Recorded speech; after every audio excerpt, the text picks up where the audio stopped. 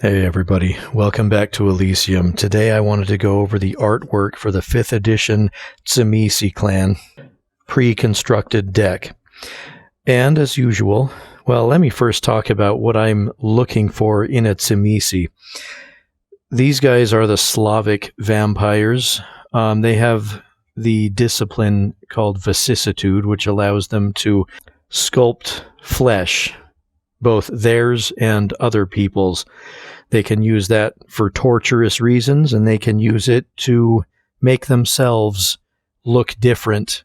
A lot of Tsimizces look kind of like Nosferatu's, only a little more symmetrical, I would suppose. So we're looking for vampires who have maybe somewhat deformed themselves. Not all of them. Not all of them.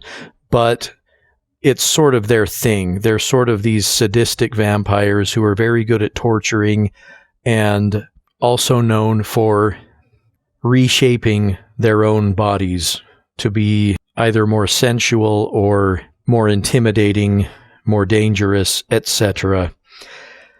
So that's what we're hoping to see. And as usual, we're going to begin with the youngest of Clan Tsimizce, Susie Kano, by Maria Loren. I love this artist's work. She does really good gothic vampire work. This image in particular looks like it belongs in a Toreador deck. She's sipping on what looks like a chocolate smoothie. She's out socializing. She's being seen out in public.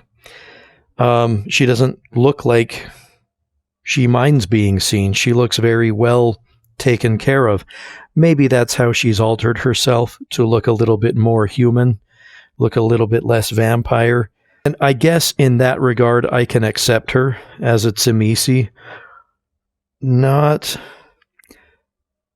quite what I was expecting, but, you know, why not? There's nothing wrong with it. She looks good. Susie Kano. Next, by Christian Byrne, we have Prentice Derby. This guy looks a little more serious. He looks British, and I don't know why, because these are supposed to be Slavic, although I guess they can spread and embrace whoever they want, but I would have expected something less European looking. I like the talons on his fingertips. He's probably sculpted those himself. I like that he's a bit pale. He's wearing old-fashioned clothing. It looks like he probably hails from a couple centuries ago. Fine work. It's a good picture. And we get a little bit of the vicissitude in those fingertips. I mean, we all know that the claws doing massive damage is a thing to be feared. So there it is. Prentice Derby. Next, by Ginez Quiñonero, we have Whisper. This is a lovely vampire art piece. Why is it Tsimizce, though? Why isn't it Tremere or, heck, he could probably pass for Toreador. I don't know.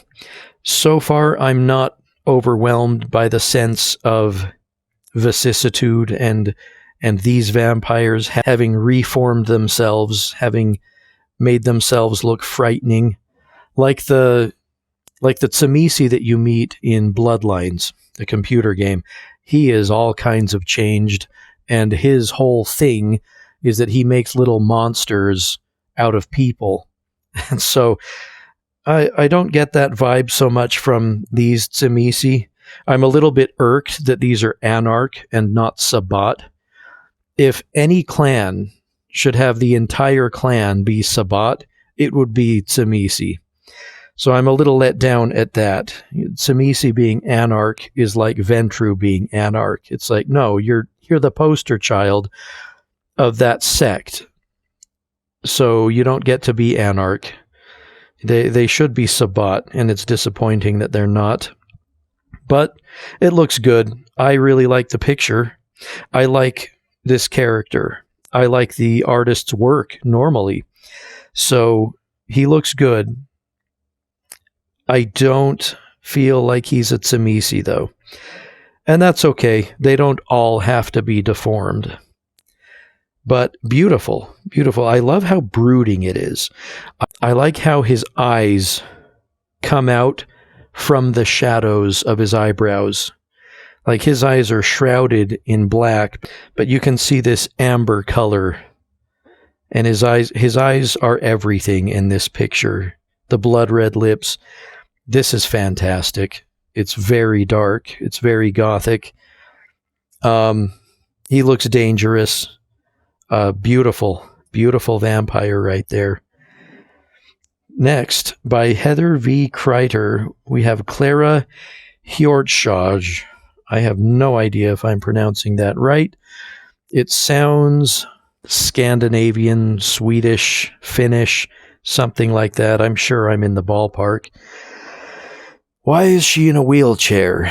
Like, I know that Tsimizce can deform themselves, but I don't think they would ever make themselves dependent.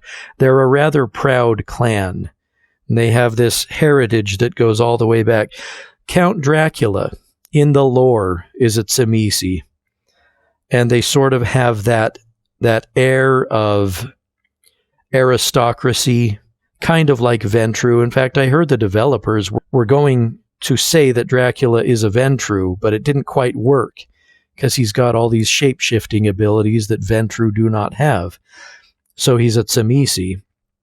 Also very erudite, which she looks like. You know, I don't know why she's in a wheelchair, other than maybe it's easier to get around her little collection of body parts, which is what is on the shelves behind her. And that's where we see the Tsimizce. That's where we see the torturous. She looks unassuming. She doesn't look dangerous. And yet on the shelf behind her, you've got all kinds of fleshy things in jars. And that is extremely Tsimizce. So good, yes. Disapprove of the wheelchair. Doesn't really fit, but I'm willing to overlook it because she's rather pretty, and she's got quite an interesting collection lined up behind her there. That's a huge part of this piece, too. That should not be overlooked. Anyway, yes, I will not try to say that darn last name again. Clara. Next, by Maria Loren, again, we have Maria Elena. Maria Elena. That sounds like a Slavic double name of some sort. Interesting. Looks rather like the first picture, which was by the same artist. Similar colors, similar shades of red. Only Maria Elena also has shades of green in her picture. She looks ordinary. She could pass for a bruja with the smoking and the tattoos and the buzz cut hair. I would expect a Tsimizce noblewoman to be a little more traditional, especially one as old as this. I'm not convinced that people from bygone ages would be in a hurry to embrace some of the aspects of modern culture as this one has done. But, who am I to decide who this character is? I don't really see a Tsimizce here. But she looks good. Doesn't really look vampiric, but it's a good picture. It's nice. It's dark. It's brooding. And it is not really what I'm looking for, but it's lovely. Oh, here we go. There we go. By Heather V. Kreiter, again, Nasarian. This vampire, now this is a Tsimizce. What is going on here? At a glance, you can't really see it very well, but if you look closer, you notice that these trees that she's pruning are made of human skin and faces, and the branch on the left there is like an arm with the fingers and fingernails all growing out like branches. And these little faces do not look happy about the fact that she's pruning them. They look like they're in pain, and there's blood coming from the saw that she's using.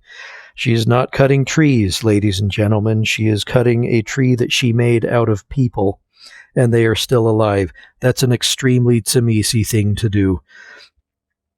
And she looks beautiful. Yes, she looks aristocratic. This is a good one. Doesn't quite hit the nail on the head as far as the vampire looks, because she looks rather normal.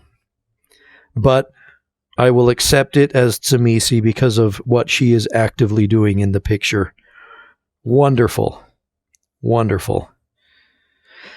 Next, we have Branimira. That is a very Slavic name. I really like this picture. This hits the nail on the head for me.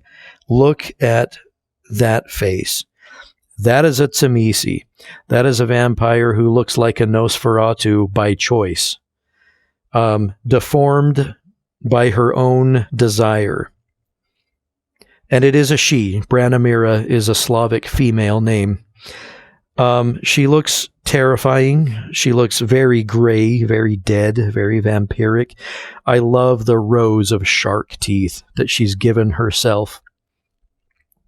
The blackened eye, like the eye has no white in it.